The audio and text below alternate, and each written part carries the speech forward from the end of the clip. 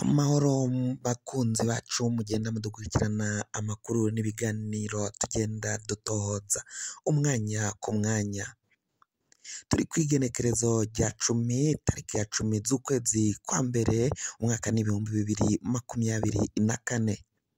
Amakuru atandukanye rero azindutse avugwa ngaha kuri Iyakare TV, ni amakuru ariko arava mu gihugu ca Repubulika iharanira intwaro rusangi ya Kongo. Ibintu bibandanya gukomera cane.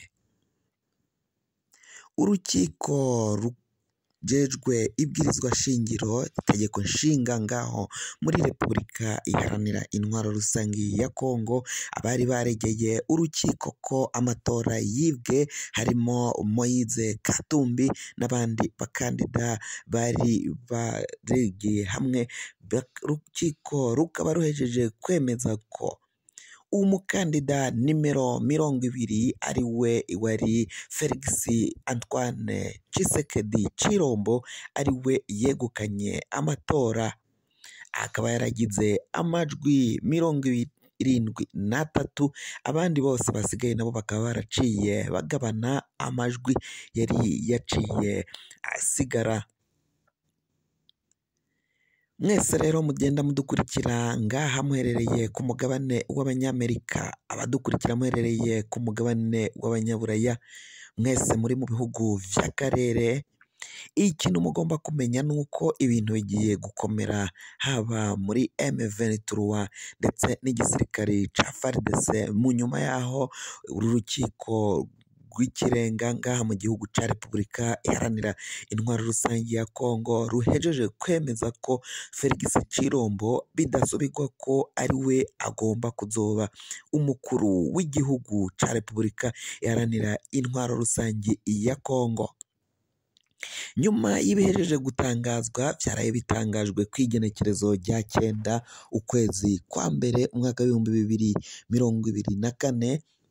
uwahoze ari umukuru w'igihugu ca Repubulika iharanira intwaro rusange ya Kongo ari we Chilombo yaciye asubirira. Uyu ni Joseph Kabila, akaba nawe yagize ivyo atangaza mu nyuma y'uko urukiko ruhejeje gutangaza ayo makuru, rwemeza ko Felix Tshisekedi ari we agomba gutwara akayora iyi manda ikurikira, kandi ko hagomba kuzobamo vyinshi bitangaje yagiye yemerera abenegihugu, abaturage b'igihugu ca Repubulika iharanira intwaro rusangi ya Kongo.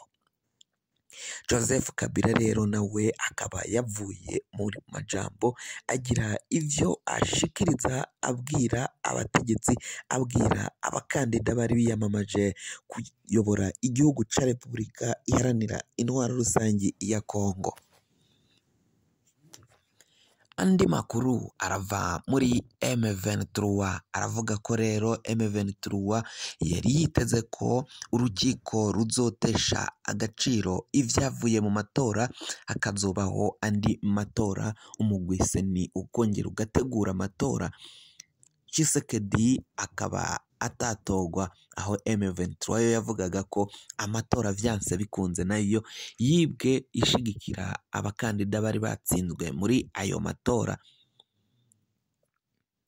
Baravuga ko rero M23 igomba gukenyera igakomeza, kuko ngo ivyayo akayo kagiye gushoboka,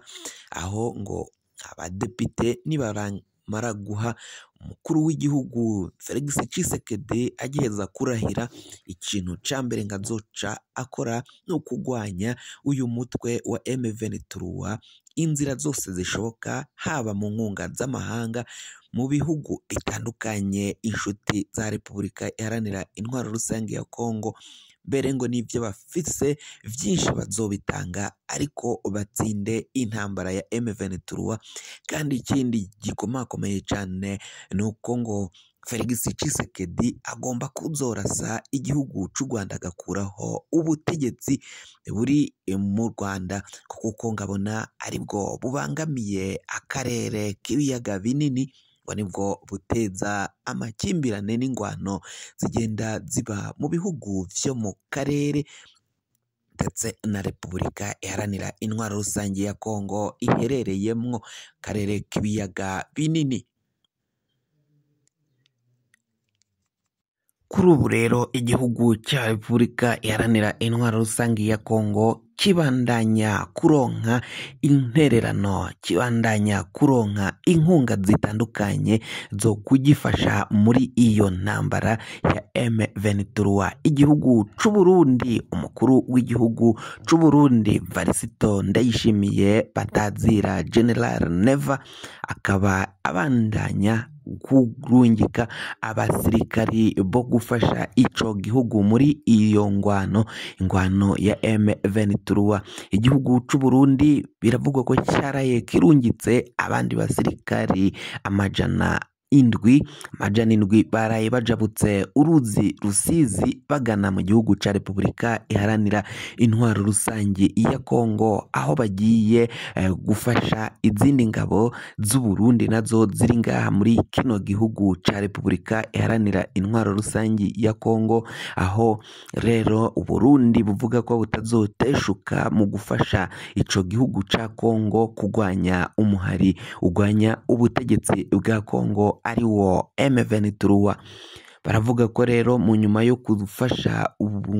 iyi Kongo izobafasha nayo kugwanya umuhari wa Red Tabara, umuhari wa FNL, imihari igwanya ubutegetsi bw'u Burundi nayo ikaba iherereye ngaho mu gihugu ca Repubulika Iharanira Intwaro Rusange ya Kongo. Umukuru w'igihugu c'u Burundi Varisito Ndayishimiye yaremanze ahakana ko umuhari M23 abasirikari baciye berekana ko atari abarundi, ahubwo abo basirikari M23 yaciye yerekana bavuga ikirundi bemanga ko ari abasirikari bavanwe mu gihugu c'u Burundi, harimwo n'imbonerakure yaciye ahakana ko abo atari abasirikari b'u Burundi ahubwo ari abagwanyi ba M23, murantunga abagwanyi ba Red Tabara, abagwanyi baciye biyomeka canke baja gufasha M23 ariko bavuye mu mugwi Red Tabara. Abo bagwanyi bakaba bavuka i Burundi vyo ariko bakaba babarizwa muri Red Tabara baja gufasha iyo mitwe yitwaza ibigwanisho zose kari n'inyeshamba. Yahakanye ko atari abasirikari b'u Burundi ahubwo ngo ni propaganda za M23 zo kwifashisha abarundi abavuga ururimi rw'ikirundi cane cane izo nyeshamba za Red Tabara akaba arizo bashira imbere ngo zivuge ko ari abasoda b'igihugu c'u Burundi bafatiwe ku rugamba. Mukuru w'ico gihugu Neva avuga ko nta musirikari w'u Burundi yafatiwe kuri mu rugamba ngaho mu gihugu ca Kongo, ko ivyo ari ibihuha. Ariko hakibazwa ukungene abasirikari b'u Burundi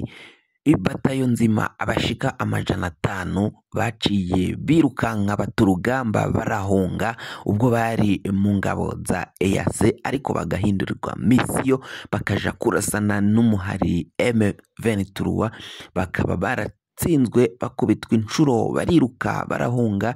batungwa nayo bameze hama bagaca bagarukanwa nga mu gihugu c'u Burundi, bakaba baraciye bapfungwa kugeza mangaya, bakaba bapfungiwe mu makampi ya gisirikari c'u Burundi. Hakibazwa ukungene umukuru w'igihugu Varisito Ndayishimiye yagiye ku murango habona ku mateleviziyo n'amaradiyo atandukanye akavuga ko nta musirikare n'umwe w'u Burundi yofatiwe ngaho mu gihugu ca Repubulika Iharanira Intwaro Rusange ya Kongo. Ivyo vyose rero bikaba vyibonekeza ko ari ububeshi bw'umukuru w'igihugu c'u Burundi, ko yabeshe akamenja ku murango habona ku maradiyo n'amateleviziyo y'isi yose kugira ngo amakuru ameze mwene nkaya aza gushikira fyonda subscribe niba ukoresha ururimi rw'icongereza canke niba ukoresha ururimi rw'igifaransa fyonda sabone. Amakuru n'ibiganiro dutohoza umwanya ku mwanya azoja kugeraho aho uzoba uherereye hose ku isi, mbere na ngaha mu bihugu vy'ibiyaga binini.